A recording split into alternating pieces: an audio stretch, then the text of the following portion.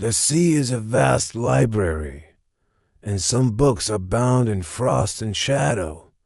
The Bermuda Triangle, a name synonymous with fear, a place where compasses fail and time itself seems to break. But tonight, we seek a different truth.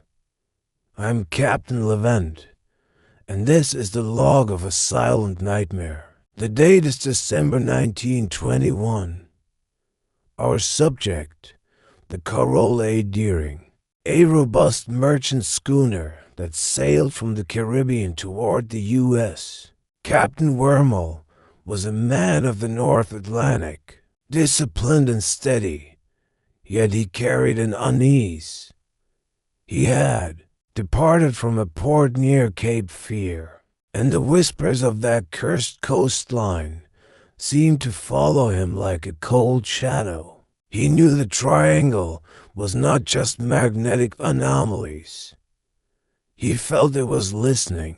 The Carroll A was 200 feet long, carrying 11 crew and a cargo of timber. The voyage was routine until Christmas Eve. The air grew still, the water turned dark, and a dense fog enveloped the ship. That night, the first unusual event occurred. The cook reported hearing a faint, low singing coming from the sea. Not a mournful song, but a hypnotic, multi-layered chant. It wasn't loud, but it filled the air with a strange, compelling pressure. The second mate recorded the sound as a choir of voices singing from the bottom of the world. Captain Wormel dismissed it as resonant waves, but the chanting continued for 2 days, always below the threshold of noise, always present. The crew began to change. They grew quiet, irritable, and would often stare blankly into the fog as if hypnotized. They reported dreams of deep water and sinking cities. The worst change was in the navigational instruments. The compass and chronometer did not fail, but the ship's internal bells, the alarm bells, the dining bell, the anchor bell began ringing simultaneously. Not a frantic alarm, but a sustained, deliberate chorus, as if being played by a giant underwater clock. The crew cut the wires, but the ringing continued. They covered their ears, yet the sound seemed to come from inside their skulls, harmonizing with the persistent deep sea. Chanting. On December 31st, 1921, the madness peaked. The crew was gripped by a sudden, intense panic, not fear, but compulsion. They rushed to the deck as if answering a direct command. The most terrifying evidence of this internal chaos was the state of the ship's galley. The fire was lit. Breakfast was being prepared, and food lay half chopped on the counter. The meal was abandoned mid-action. This was not a slow desertion, but a sudden, catastrophic departure from safety.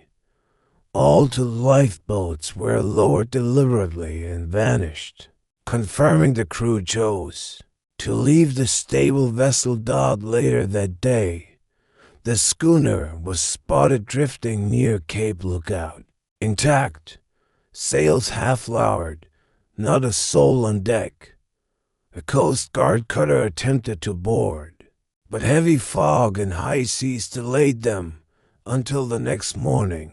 When they finally boarded the ghost schooner, the scene was chillingly neat. Charts were laid out, cargo untouched. The captain's quarters were immaculate. It was a perfect, habitable ship minus the 11 people who had disappeared. The logbook lay open, filled with the captain's steady handwriting, detailing the weather and course up to midnight on December 30th. The first officer carefully turned the pages of the logbook. The entry for December 31st was blank. The rest of the book was complete, but the final, backmost page had been ripped out completely, leaving only ragged fibers, a final warning, perhaps, that the sea did not want shared. But the truly unnerving discovery was in the binnacle. The ship's main compass, typically erratic in the Bermuda Triangle, was found perfectly level and pointing true north. Yet, beneath it, investigators found a second, smaller, non-magnetic compass, brought from the captain's private collection. This compass was stuck not pointing north, but pointing straight down. Investigators offered for theories: piracy, sudden squall, mutiny, or a magnetic anomaly. None held up. Pirates leave signs of struggle. Squalls leave debris. Mutiny doesn't leave a breakfast mid-prep. The silent bells and the acoustic chanting pointed to something entirely different. Could the Bermuda Triangle not be defined by magnetism or weather, but by sound? A primordial, deep ocean entity using resonance and compulsion to draw its victims. The perfect compass pointing down suggested the crew wasn't lost on the surface steady, were being called to the abyss. Years passed. The mystery deepened.